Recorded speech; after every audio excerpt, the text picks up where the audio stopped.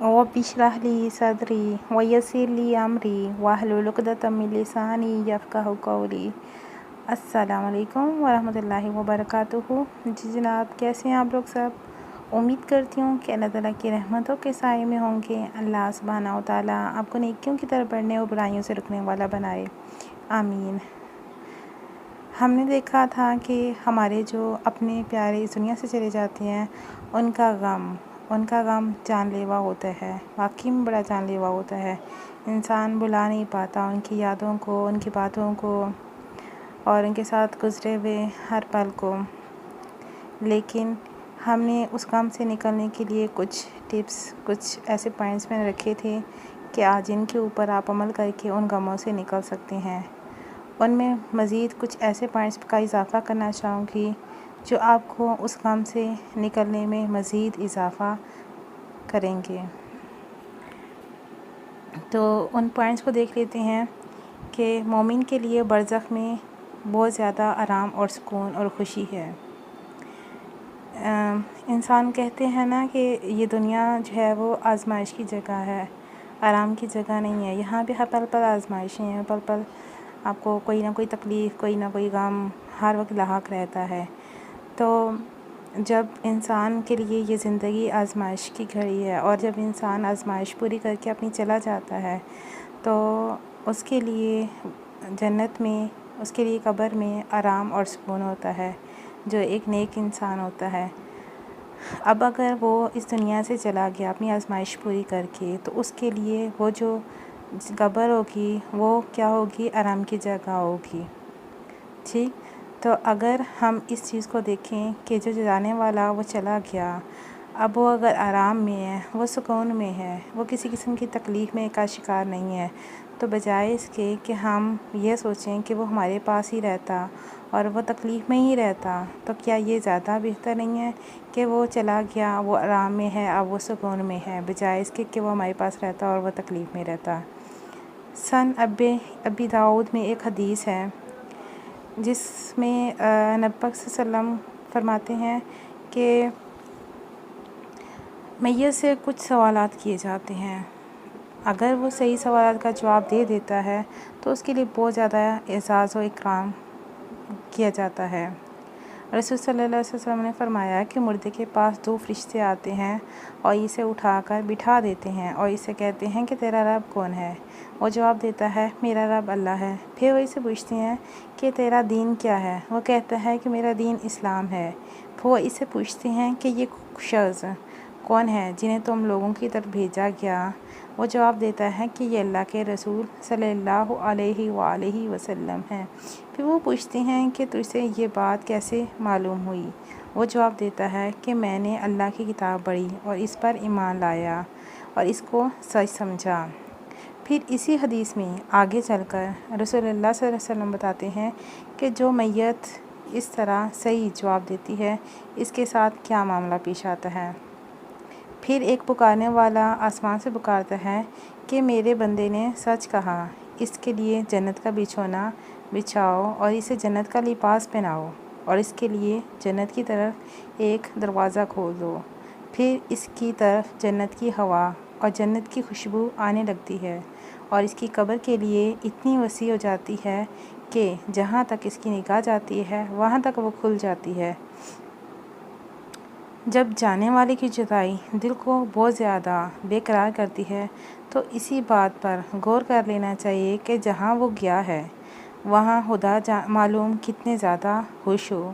عموماً انسان کو مرض الموت میں بہت زیادہ تکلیف سہنی پڑتی ہے، پھر جب وہ موت انہیں زندگی کی کیسے نجات دلا دیتی ہے تو دیکھنے والے کو بھی یہی محسوس ہوتا ہے کہ اب میت کے چہرے سے وہ کرب کے آثار ختم ہو گئے ہیں جو مرض الموت کے دوران میں تھے اور سکون کے آثار پیدا ہو گئے ہیں۔ پھر اگر مومن کے اس انجام کو بھی سوچ لیا جائے جو مندرجہ بالا حدیث میں بیان ہوا ہے، جو پچھلی احادیث میں بیان کیا گیا تھا، تو پھر اندازہ لگائیں کہ ہمارا وہ عزیز کتنی بڑی تکلیف سے بچ گیا کہ اتنی بڑی راحت میں آ گیا۔ تو کیا پھر ہم اس لیے رو رہے ہیں کہ وہ تکلیف سے نجات حاصل کر کے راحت اور آرام میں کیوں آ گیا؟ کیا ہم اتنے خود غرض ہیں؟ کہ ہماری یہی تمنا ہے کہ وہ ہمارے پاس رہتا چاہے تکلیف ہی میں رہتا۔ یہ کیسی محبت ہے جو محبوب کو تکلیف ہی میں مبتلا دیکھنا چاہتا۔ عزیزوں میں ایک صاحب بڑی لمبی بیماری سہ کر وفات پا گئے۔ ان کی بیٹی اس صدمے پر فریاد کر رہی تھی اور پکار پکار کر کہہ رہی تھی، ابا جی اب 6 سال اور بیمار رہتے اور میں آپ کی خدمت کرتی۔ صدمے کی شدت میں انسان کو نہیں پتہ چلتا کہ وہ جو منہ سے الفاظ نکال رہا ہے اس کا مفہوم کیا ہے۔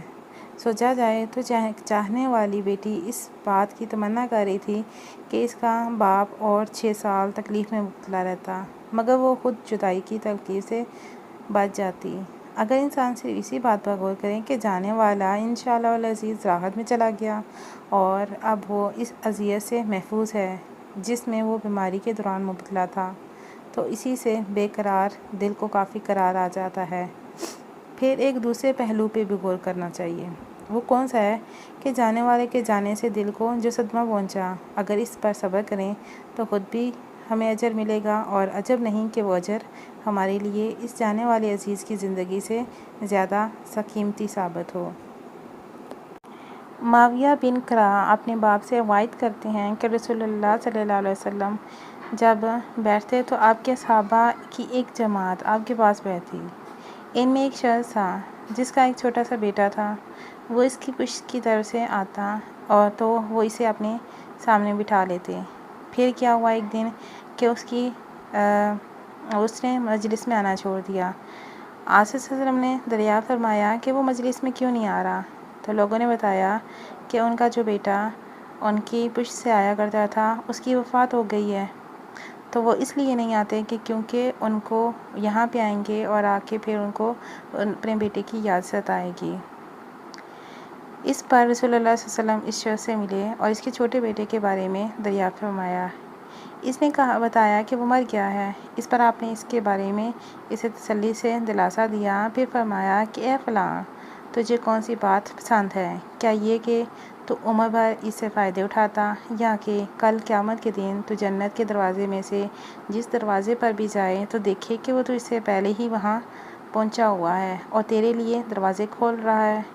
اس شخص نے عرض کیا کہ اے خدا کے رسول صلی اللہ علیہ وآلہ وسلم، مجھے تو یہ بات زیادہ پسند ہے کہ وہ مجھ سے پہلے جنت کے دروازے پر جا پہنچے اور اسے میرے لیے کھولے۔ رسول اللہ صلی اللہ علیہ وسلم نے فرمایا کہ تیرے لیے ایسا ہی ہوگا۔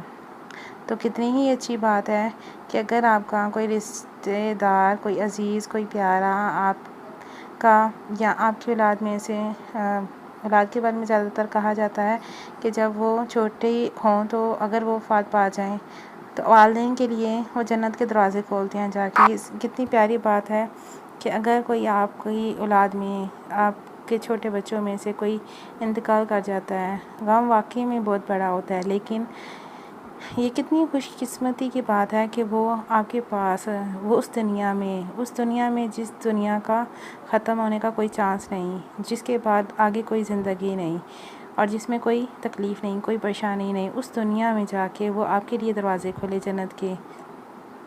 اگر اس دنیا میں وہ آپ کے پاس رہتا بھی ہے تو وہ کتنے دن تک زندہ رہے گا یا آپ کتنے دن تک زندہ رہیں گے، اس کی کوئی گارنٹی نہیں۔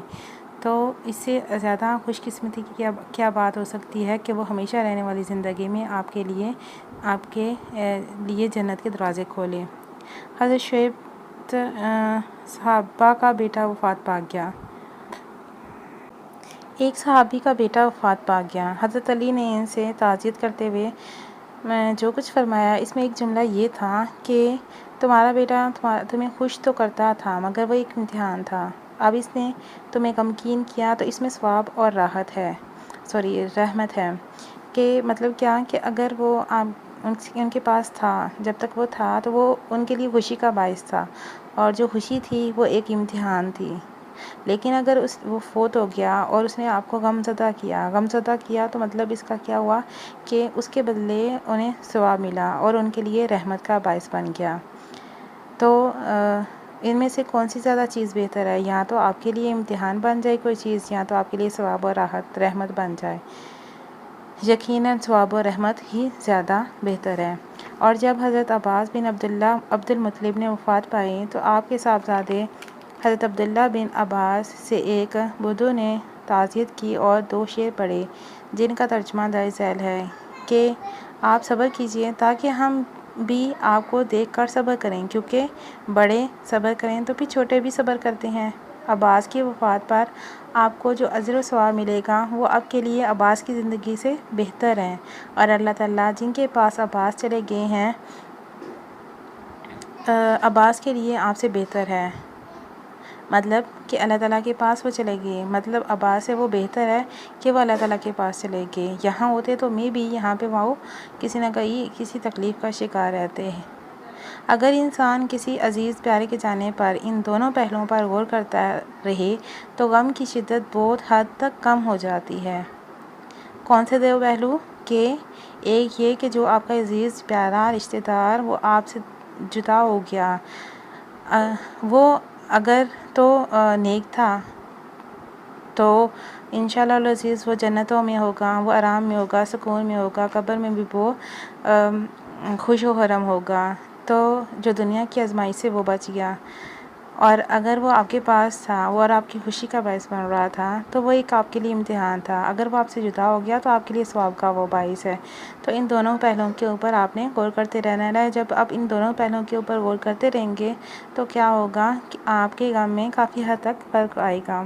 ایک پہلو یہ کہ جانے والا جہاں کیا ہے وہاں انشاءاللہ العزیز زیادہ خوش ہے، اور دوسرا یہ کہ اس تکلیف کا جو اجر ہمیں اللہ تعالیٰ کی طرف سے مل سکتا ہے وہ جانے والے کی رفاقت سے بہتر ہے۔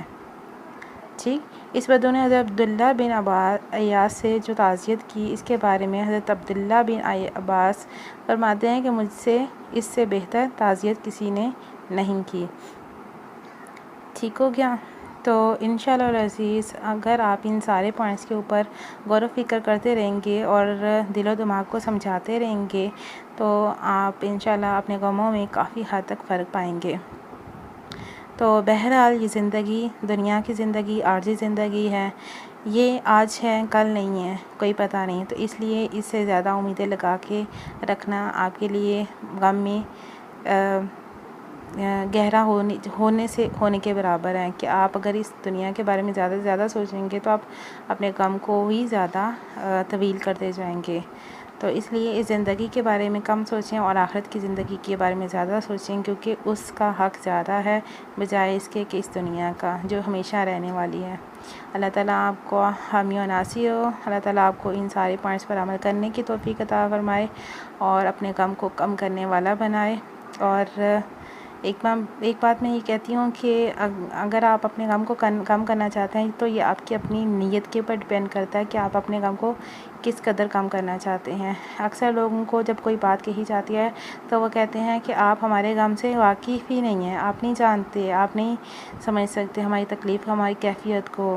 تو بہرحال ہر انسان ایک جیسے ہی ہیں، سب کی آزمائشیں مختلف ہو سکتی ہیں، لیکن آزمائشیں بہرحال ہر ایک کے اوپر آتی ہیں، تو ہر ایک کے اوپر مختلف انداز سے مختلف طرح کی تکالیف، پریشانیاں، آزمائشیں آتی ہیں، تو ہر انسان بہرحال واقف ہوتا ہے ان ساری چیزوں سے۔